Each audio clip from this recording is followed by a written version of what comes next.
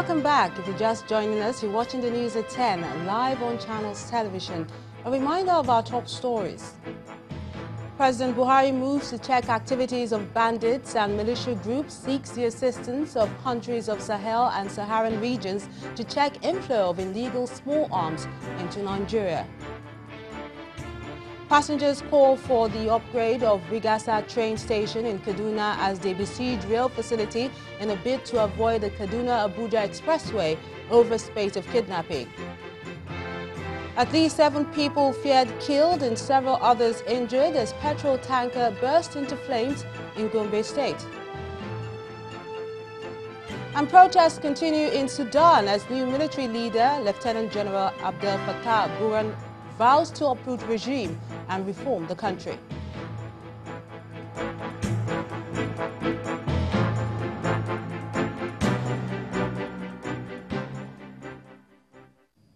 ChannelsTV.com has more information for you, and go to youtube.com/channelsweb to view our videos. Watch us on your mobile device via your browser or download the Channels TV app for Android and iOS devices from their respective stores. And besides giving you access to news updates on the go, the Channels TV and Channels 24 app has an eyewitness feature, so you can use it to share those pictures, videos, or news of happenings around you. Just install the app, then tap and swipe to reveal the menu and follow the instructions. The Rivers State Police Command has confirmed the killing of 2 persons in Omuko in Alu community of Ikwere local government area of the state, although another source says 4 persons. The hoodlums were reported to have stormed the area, shooting sporadically and attacking the victims, one of whom was said to have just gained admission into a tertiary institution in the state. According to the Public Relations Officer of the Command, DSP Nnamdi Omoni, investigations are on to unmask the hoodlums, but explained that preliminary investigations point to a court-related activity. The police also gave assurances that it's intensifying efforts to clamp down on cult activities in the area. Jubilation breaks out in Ozubulu town in Anambra State when 2 of the remaining suspects allegedly involved in the shooting of worshippers at the St. Philip's Catholic Church on August 6, 2017 were discharged and acquitted. In a ruling that lasted for over 3 hours, Justice Philalis Anyuku of the High Court sitting in Oka ruled that the prosecution counsel has failed to prove beyond reasonable doubt the allegations leveled against the 2 defendants, Mr. Pt.2 and Mr. Onyebuchi Mbanefo. The killing of 13 people at St. Philip's Catholic Church, Amakwa, Ozubulu in Anambra State on August the 6th, 2017 by yet-to-be-identified persons may not be easily wiped off the memory of people familiar with the incident, especially those who lost their loved ones in the attack. In November that same year, the Nigeria police made 4 arrests and the suspects were charged to court. In December 2018, the judge in charge of the case discharged 2 out of the 4 suspects standing trial for lack of evidence by the prosecution counsel.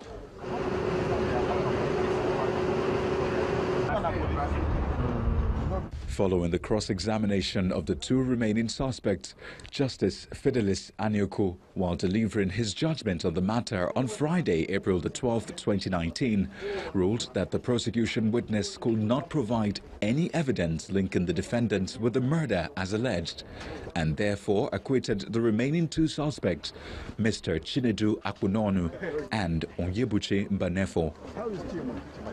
I haven't reviewed the entire evidence, led by the prosecution and even by the defendants, respectively.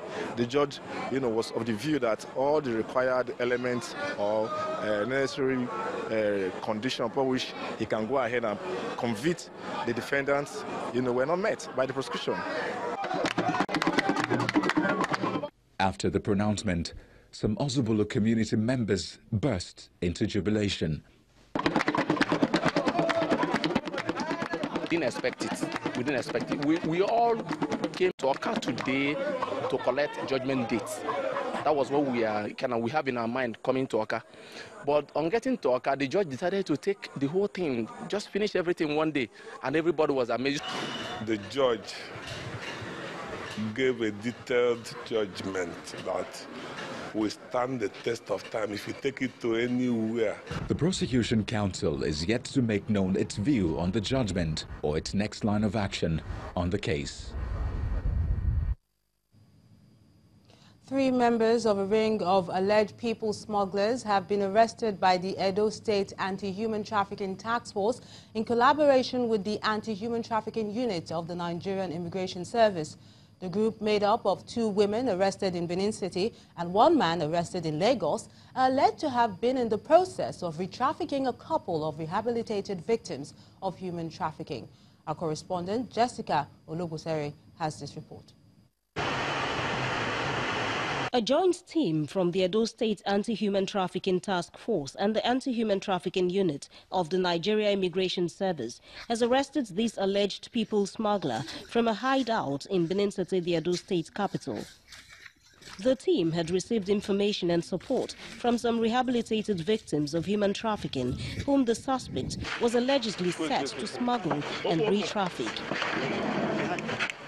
The girls lead the squad to another alleged smuggler who runs a hairdressing salon, also in Benin City. The arrested pair have stories to tell. My brother wife said they find girl beg. Now cause okay, make it carry, come give me. May I go give her. When they carry the corn, I mean, no say don't carry to come before I can carry this to come again. I don't know say now like this now the matter be. That when they are my sisters there. So that one say they won't travel, and should they find guests, then we could go bring their come. One of the victims speaks of her experience. So the girl asked her, so how much are we going to pay? She said that we are going to pay the amount of 4 million naira with prostitution. So she now also asked her that, are they going to separate us? The man said no, she was there watching us. The Controller, Nigeria Immigration Service, Edo State Command, maintains that the collaboration with the state government in the human trafficking fight is yielding results. This is the inception of the task force. It has been constant and we collaborate together. And the synergy is there. And we do it quite often, every time. Still, the teams go ahead to do more. Acting on the information from the girls and suspects, they make another arrest less than 36 hours later. The suspect, said to have been arrested in the Milton Park in Lagos, joins the women in Benin City. I meet one Mr. Assas one day, you understand, so I carry on with passenger, you understand. He gets 2 ladies. So he tell me, say, I then cross them, now I then cross them, you understand. Then later I collect my number, you understand. So he tell me, say, I can carry 1 person, I can carry 2 persons. The senior special assistant to the Edo State Governor on anti-human trafficking issues affirms the government's position on human trafficking. So governor has said we must get all traffickers out of Edo State. That never again will Edo be taken out of the country for exploitation. That never again our Edo girls will be sold as slavery. You understand? That is what we are doing now. So we must follow up governor's directive to the last letter. The authorities say all the suspects will be duly prosecuted shortly. Jessica Olugusere, Channels Television News. To education now, the fact that Nigeria has one of the highest number of out-of-school children in the world is still a huge concern for government at all levels. They're especially worried about how best to ensure that more children get back to school. In its 2018 report on the state of education in Nigeria, the United Nations International Children's Emergency Fund, UNICEF, reveals that there are an estimated 10.5 billion children between the ages of 5 and 14 that are out of school in Nigeria. That report also points out that 69% of the total number of out-of-school children are in northern parts of the country. In this special report, Channels Television focuses on what states and corporate organizations are doing to reduce the number of out-of-school children.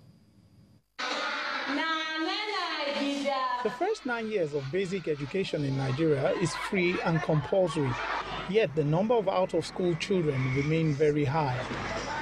According to the 2018 report by the United Nations International Children's Emergency Fund, UNICEF, an estimated 10.5 million children in Nigeria between the ages of 5 and 14 are not in school.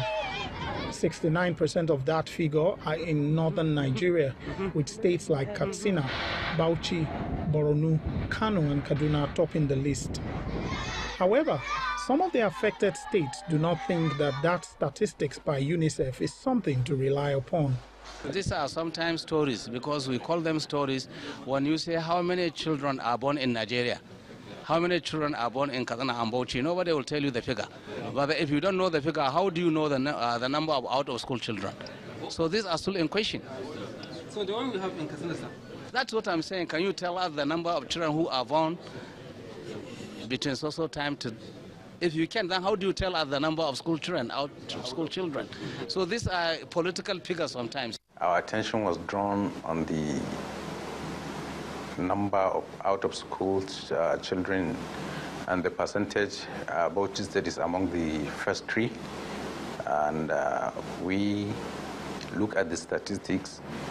Though if you are at the hem of a peer, if somebody said, look, you have problem, the logic demands you to listen.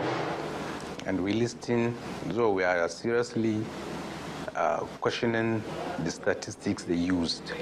The statistics was faulty. But despite having a faulty statistics, our government is seriously interested in addressing the issue. The worsening security situation, especially in northeast Nigeria, appears to be making matters worse. According to UNICEF, an estimated 2.8 million children are in urgent need of education in Borno, Adamawa and Yobe states alone. So what can be done to salvage the situation? These numbers continue to... At this news conference in Abuja, civil society groups are promoting the urgent need to engage religious and traditional rulers to help reduce the number of out-of-school children. We believe that, and that's why we're also in the MOU, we've highlighted that we work with religious leaders and traditional institutions. Why? Because we know that if we're able to sensitize them, leveraging on their platform, for instance, if our churches and mosques talks about the importance of education, and also our traditional rulers putting in place mechanisms to checkmate parents and guardians in sending their kids to school and find them when they don't send their kids to school. I believe the government also have a unique opportunity to provide incentive, whereby if you send your child to school, there will be an incentive, probably a healthcare delivery pack, or probably a pack for their mothers to have empowerment to do business. Look at the auntie. Hey, I'm sorry. Education is a fundamental human right.